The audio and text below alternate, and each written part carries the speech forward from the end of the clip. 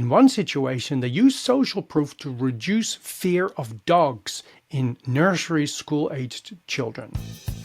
They allowed frightened children to watch a little boy play happily with a dog for 20 minutes a day.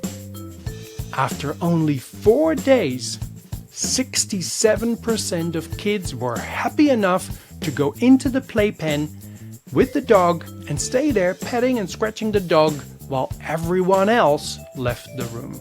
Ethical persuasion is a science that teaches us how, through the use of words and images, we can move more people in our direction. Tripled results! To go from 25% increase in compliance to 75% increase is not a 50% increase. It's a 200% increase. Remember the rule. People follow the leads of others, especially when they are numerous, when they are similar to them, and when they are uncertain. Welcome. I'm Dr. Robert Cialdini, and this is the Ethical Persuasion Unlocked podcast.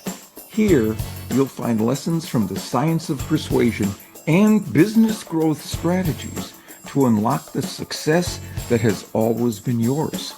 Your host is Patrick Vanderburg, a first mover and licensed trainer of the Cialdini Institute, joined by valuable guests whose advice you won't want to miss. Social proof. Do you know that term? Dr. Cialdini introduced that term. Before that, it was called consensus. If you're collecting reviews about your product or services, then you have already recognized the power and the need for you to collect and communicate social proof. But as I've explained in other episodes, each of Dr. Cialdini's 7 universal principles of persuasion has dozens of applications, and reviews and testimonials are only one of them. If you think that it is important for your business success, but you can't easily tell me what other applications of social proof are, then you and your team members are wasting time, resources, success, and competitive advantage not communicating other social proof information that is easily and ethically just as powerful as reviews or testimonials are. So let's change that today. This is not like doing a course with me, but let's explain some of these other types of social proof and see you lose less success. Welcome and well done for being here. You are a proactive go-getter that doesn't want to struggle unnecessarily when there is a simple science to be used. Being Dutch, I was force-fed German in school, which I really didn't appreciate at the time, but it has turned out pretty valuable in my life. I am at the Frankfurt Main Hauptbahnhof train station, which is a big train station, like Gare du Nord in Paris and Paddington train station in London, in that it has a big overarching roof above it. We are standing there on the platform, looking like obvious tourists, because we had large suitcases with us. Hundreds of people are waiting on the platform, because at this stage the train is already there, but the doors are shut and the departure time had come and gone. In the meantime, other tourists with suitcases sort of ended up waiting near us. Being a larger train station with so many platforms, announcements were going continuously over the loudspeakers. And in German, of course. It's hard for me to figure out exactly what they're saying, but I get the gist of the messages and I can certainly tell when it is about the train that I'm waiting for on our platform. I can't remember why exactly, but the other tourists had worked out that I knew what was being said in the announcements. And I told them there was something wrong with this enormously long train, but that they were working on it. That was why the train was already there, but the doors were still shut. We were supposed to wait. Announcement after announcement keeps being broadcast, and eventually one comes that tells people on our platform to walk towards the far front of the train, because the first section of the train will remain in Frankfurt and the other part, the front part, will take us on our journey. Immediately, hundreds of passengers that clearly knew what the announcement was about started walking at a decent pace to the far end of the platform. Now, my question to you, what did the tourists do? Do you think they stayed put? Do you think they paused to ask me what the announcement had been about? Would you have stayed put? No, they didn't. Practically immediately, they followed everyone else. Why? Because there must be value to what other people are doing. They witnessed the behavior of many others who were waiting on the train platform just like them, and System 1 in the brain made a nearly immediate decision to follow them. So let's give you a definition of the rule of social proof. People follow the leads of others, especially when they are uncertain, and when the others are numerous and similar to them. Here are some interesting examples of social proof being used.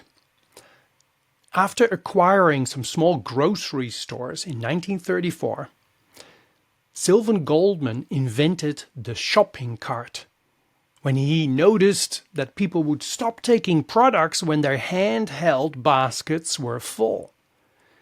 He put the shopping carts in the stores. He even put big signs up that explained what they were for. No one used them. He was about to give up on the idea, but he tried one more thing. He paid people to use the carts and wheel them through the store. When his true customers saw that, they quickly followed suit. In 2020, we were confronted with the COVID-19 virus. In Japan, research was done to find out what reasons were why people decided to wear the recommended face masks, which was urged to be worn by the country's health scientists.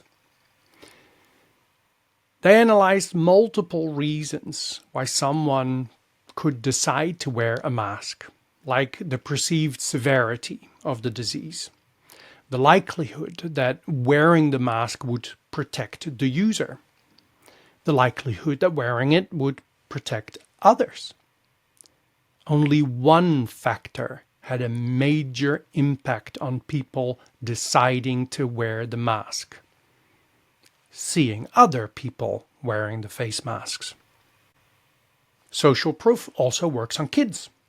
One psychologist is well known for leading the way in this area, Albert Bandura. He used it to end undesirable behavior. In one situation, they used social proof to reduce fear of dogs in nursery school-aged children. They allowed frightened children to watch a little boy play happily with the dog for 20 minutes a day. After only 4 days, 67% of kids were happy enough to go into the playpen with the dog and stay there petting and scratching the dog while everyone else left the room. A month later, they retested the kids' fear levels, and they had not become more fearful. It stuck. Later on, they discovered they could achieve the same result by letting the kids watch video recordings of kids playing with dogs. Social proof also works on organizations. In an effort to protect the environment, governments spend a lot of money punishing companies that pollute air and water.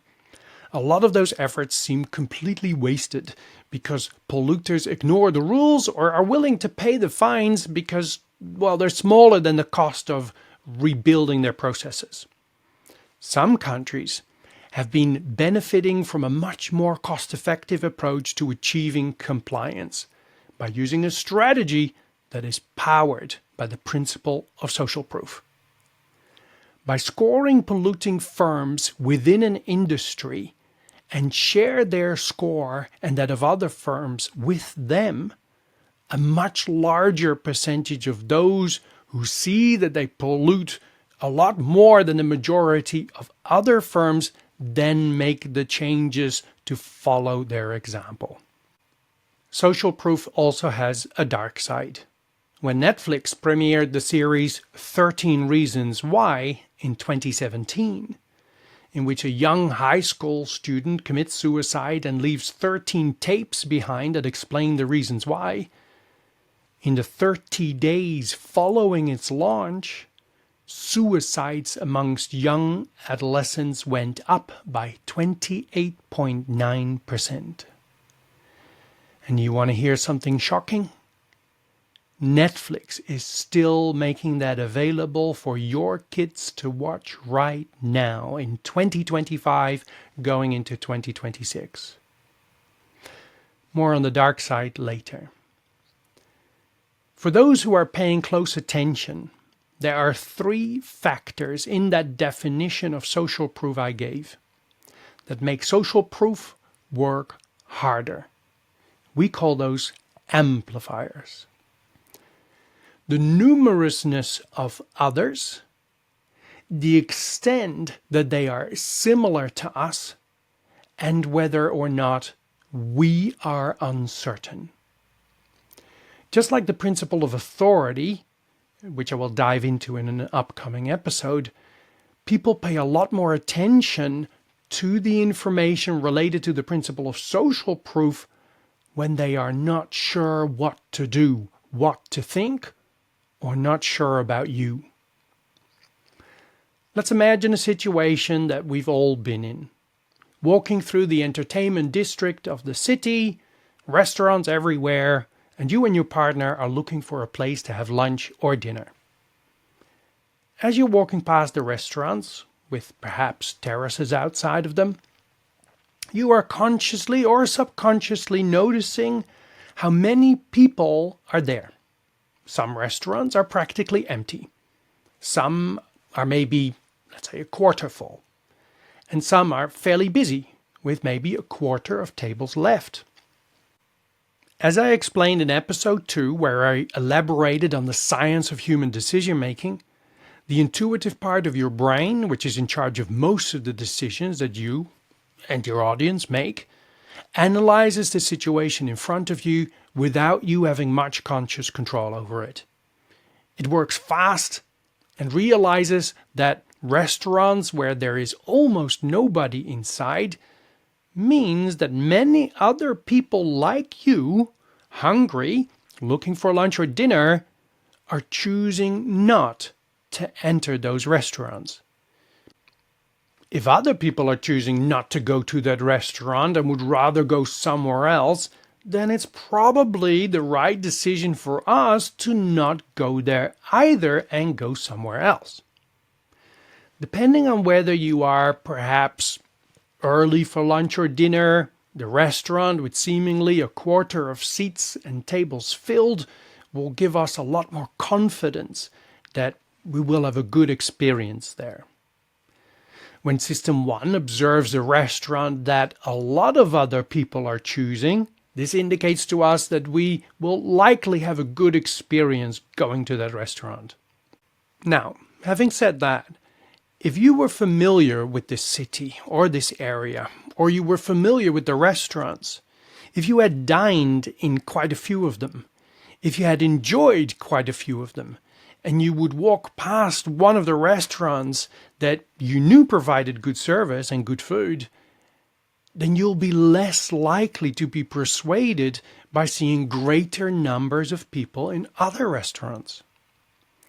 Or similarly, if a close friend or colleague of yours had a great experience in one of these restaurants that seemed empty now, you would also be a lot more confident that you would have a good experience there, and the fact that it is less busy wouldn't be that important. You were less uncertain in that case. Let's revisit that caveat of similarity. You and your partner are looking for a restaurant to have a quiet and romantic dinner. You walked past a restaurant that is 3/4 filled. Those inside were loud and laughing, and they might be numerous, but they are not so much similar to you. They're not people that appreciate a quiet environment to have a romantic dinner, and you'll ignore the fact that it's a well-patronized restaurant. Similarly, if the restaurant was well filled, but there were mostly motorcycle riders in there with their helmets on the table, or it were predominantly teenagers inside there, or members of the local goth scene, then you would likely also keep walking and ignore that restaurant, unless of course you belonged to one of those three groups, in which case the restaurant would have added appeal. This example highlights a few other important things we need to know about social proof. I'll circle back to that later, but this example, which we can all relate to, had nothing to do with online reviews or testimonials. There are a lot of strategies and different mechanisms to social proof other than reviews and testimonials. Most businesses and professionals have realized by now the power of reviews and testimonials, and without actually knowing the science, apply it or show it where they think it could do some good. Of course, without actually knowing the science, they and their team members don't provide social proof in the forms of reviews and testimonials in all the places and situations where they should, despite the fact that they have figured out that reviews and testimonials are so powerful and that they would be losing business if they didn't use it. They still have so much success slipping through their fingers. Without trying to sound like a broken record, not knowing the science of persuasion is costing them every single day. But this problem or this loss goes much deeper because every principle of persuasion has dozens of different dynamics and application strategies.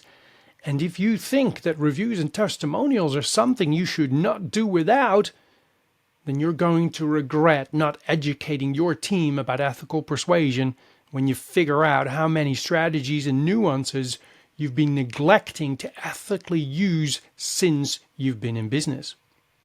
Of course, like many others, you're here to learn more, which I think is wonderful. And of course, I'm going to share insights with you that you can use immediately. But while I'm lifting the veil on social proof, please realize that there is a lot more to this than I could possibly cover in a podcast episode. And some formal training for you and your team is long overdue. The next dynamic of social proof I'll share with you is important to anybody in any business, no matter if their role is in sales, advertising, marketing, HR, PR, customer service, management, or leadership.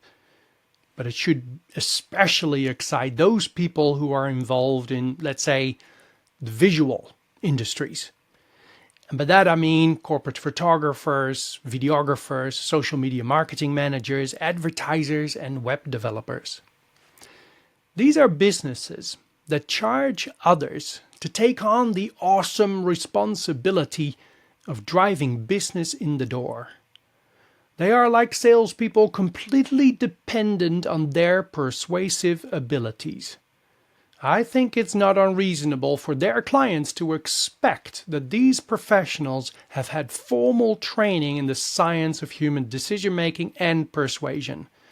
And whilst we see more and more people from these industries in our practitioner courses and specialist workshops, there are still way too many professionals in those industries that will take on the responsibility to be persuasive for their clients without actually knowing or effectively using the science in the most effective way.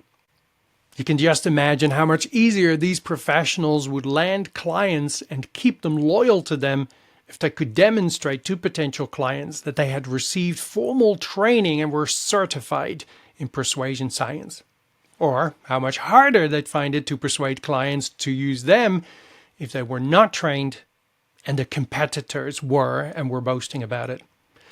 That would be the principle of authority working very effectively for their competitors in that scenario. People follow those with superior knowledge. That said, let's go back to our restaurant example. We know we've all been persuaded to walk into a restaurant under those circumstances. And the thing to realize is that there was nothing that was actually said to us in that example of just walking past the restaurants. No one talked to us. We weren't given a brochure or a flyer. We didn't hear advertising on radio or TV. It was what was visible to us that had an immediate impact on us. Let me repeat something that I've mentioned in an earlier episode. Ethical persuasion is a science that teaches us how, through the use of words and images, we can move more people in our direction. Let me give you a research example to knock this concept out of the park. A shopping center that had a food court within it was experiencing that during lunchtime in the food court, it was very busy. They wanted to persuade people to enjoy an earlier lunch. Therefore, posters were produced and hung up throughout the shopping center with a text saying something along the lines of, "Enjoy an earlier lunch." And this poster needed an image on it. One image that was used was a photograph of a person sitting in the food court enjoying their lunch.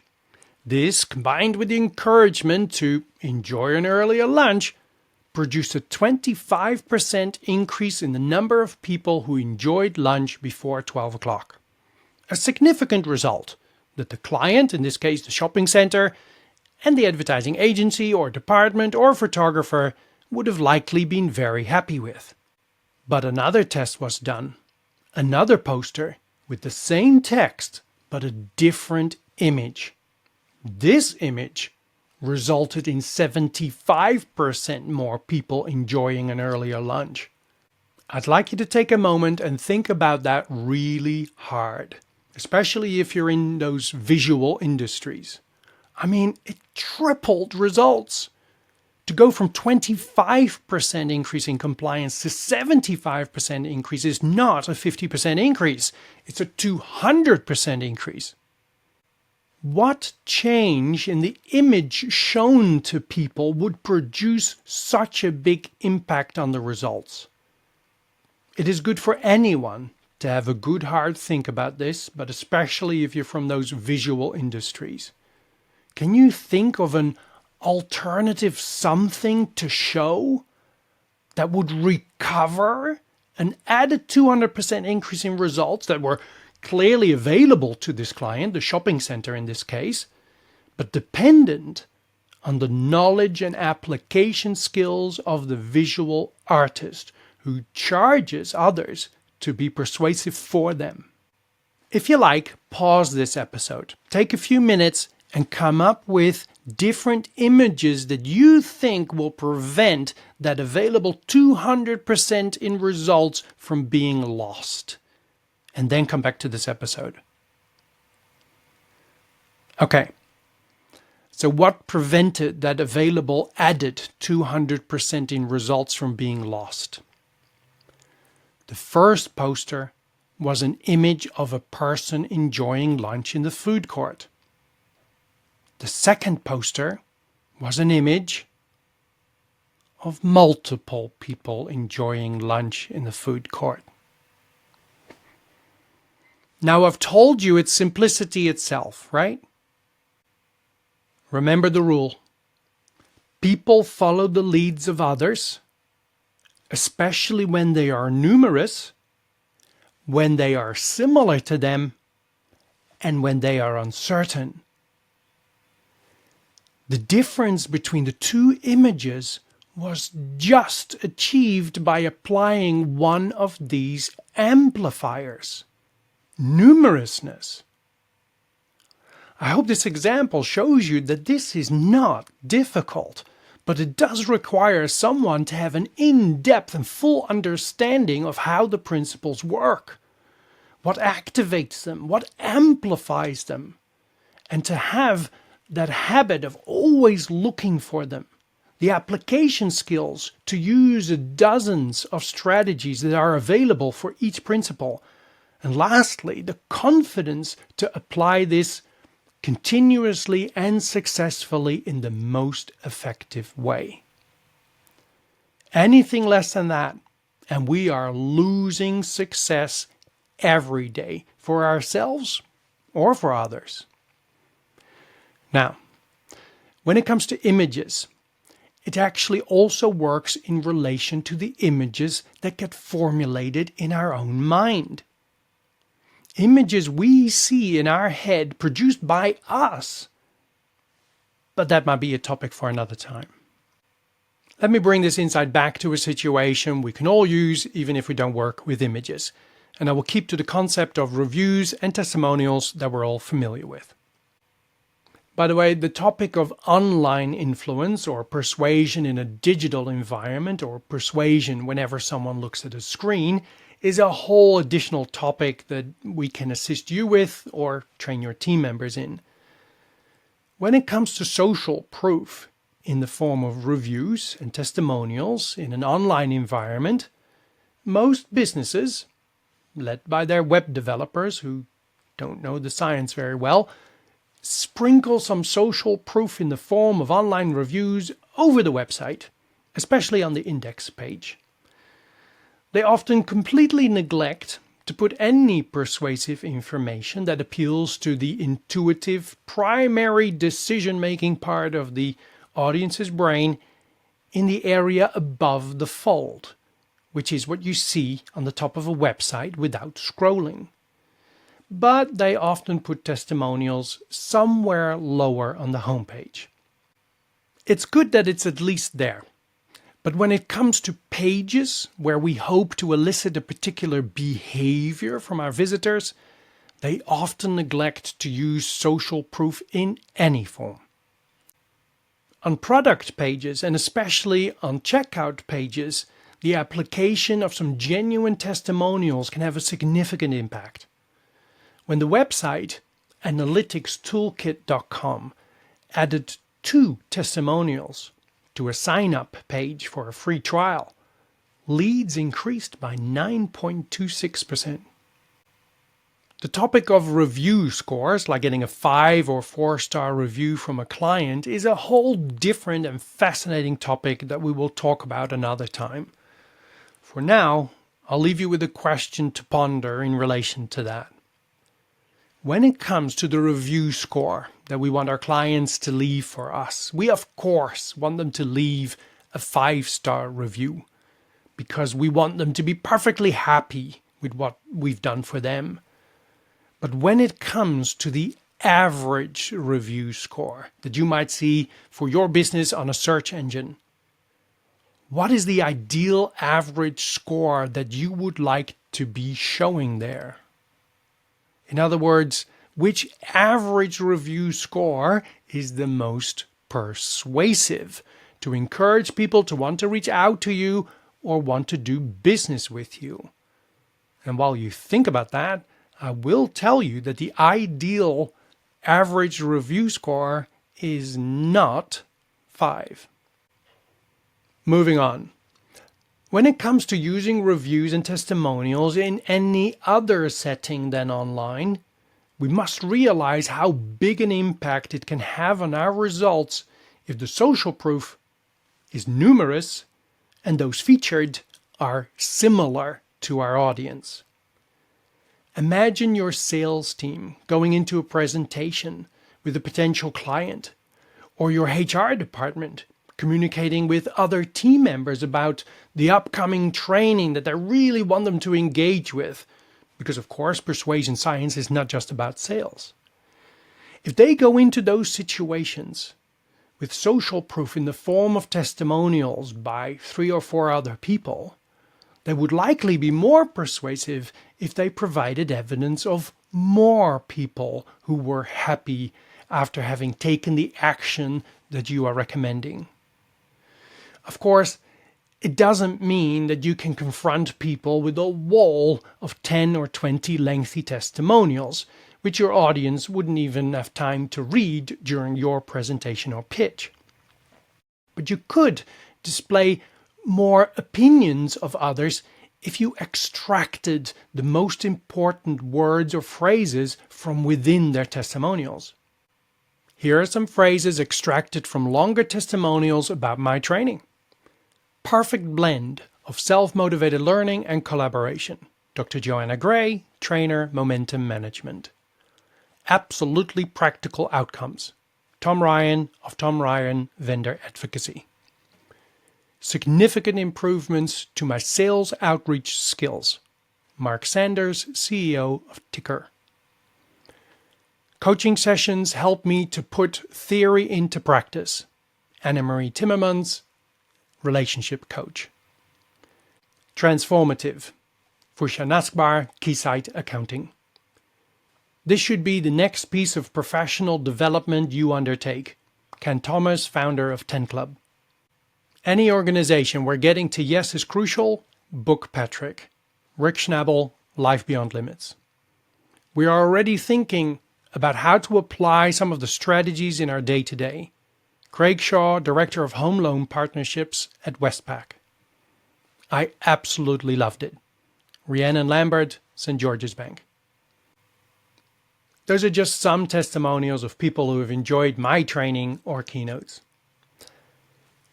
Your sales team, HR department, customer service people, or your digital marketers could also make a dedicated effort to use the amplifier of similarity. Instead of turning up to a meeting armed with the same 5 wonderful testimonials that are of a diverse range of past clients or team members that had provided those in the past, we could make an effort to share testimonials of people who are more similar to the people that we're addressing right now. If your HR department is trying to convince people in the accounts department to turn up or pay attention and implement the learnings at next week's training session, then sharing testimonials from their colleagues in the sales department is going to be less effective than if they were to share testimonials from other colleagues who are also in the accounting department who did the training and thought it was valuable. If you or your sales team is doing a presentation to a company director, team manager, or purchase officer who is, let's say, a female in her 50s, then you or your team members would be detectives of persuasion if you change the testimonials in your presentation to be genuine testimonials of other company directors, team managers, or purchase officers who were female and in their 50s. Clearly, besides the fact that we need to highlight the position and title and the company that the person works for, the use of genuine photos of those individuals alongside their written testimonial and title would be necessary for someone to realize that, hey, that person is just like me. Before we finish this topic of social proof for now, I feel I do need to remind you to protect yourself personally. Social proof is probably one of the most used and abused pieces of information that we are confronted with as consumers.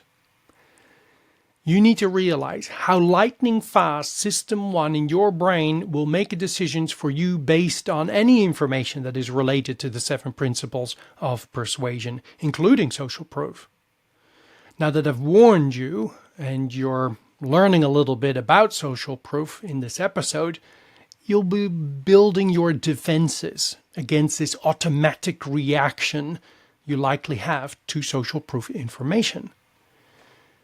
When you are presented with social proof, especially testimonials, you need to realize that this information could be fabricated.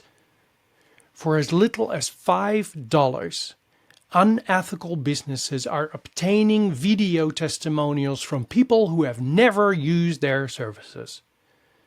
Websites where people can advertise small jobs or tasks that need doing seem a popular place for people to produce fake testimonials.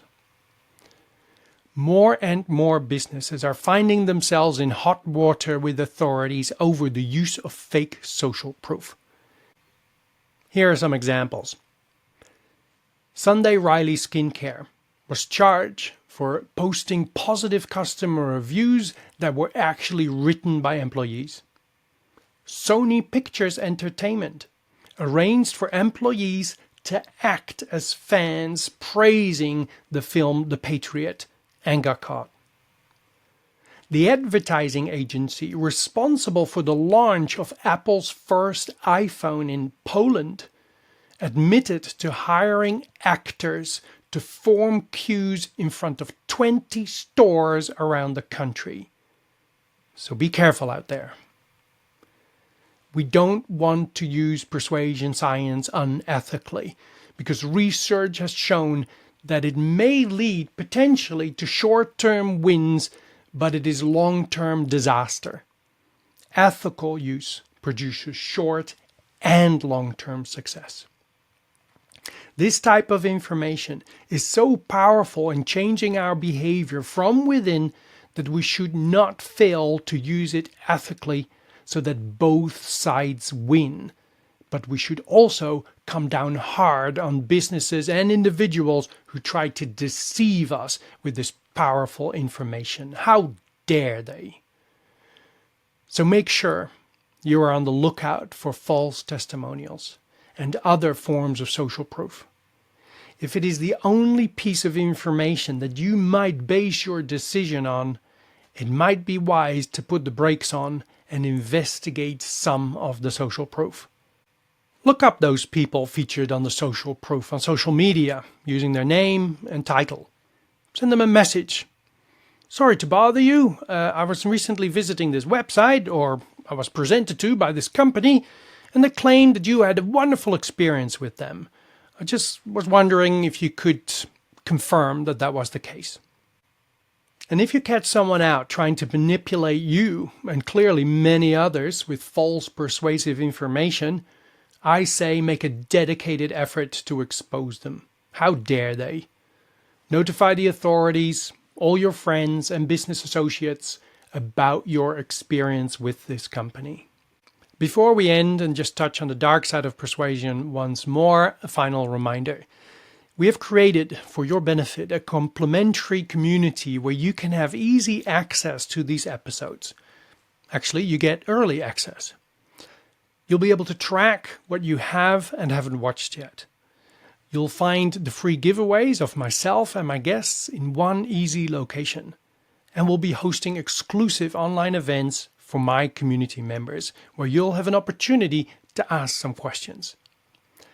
Besides all this value, we also have a pro area where, for a small monthly contribution, you can have an added powerful lesson or insight for most episodes from myself and my guests, as well as more exclusive events. Go check it out. The link is in the show notes, or you can get there from the podcast page on my website, ethicalpersuasion.com.au. If self-defense against persuasion or manipulation is something that interests you, I can dive into the dark side of persuasion in much greater detail with dedicated episodes. Especially the principle of social proof has a lot to answer for. Sometimes through people trying to manipulate us, but too often through our own reaction to social proof we observe. Cults use its power. Pilots have crashed planes because of it. And thousands of people have walked by in earshot of a girl being raped and murdered without lifting a finger or notifying the authorities because of social proof. It doesn't really fit the business growth theme of this podcast, but I bet that we could save some lives and happiness if we did do an episode on the dark side of persuasion. If you'd encourage that, then please leave another review on this podcast about how this show has helped you and how you would encourage others to listen to it. And you could also mention that you would like to know more about the dark side of persuasion. You can also interact with one of our posts on social media, leave a comment, tell us how much you're enjoying what you're listening to, and take the opportunity to tell us that you'd value to hear more about the dark side of persuasion.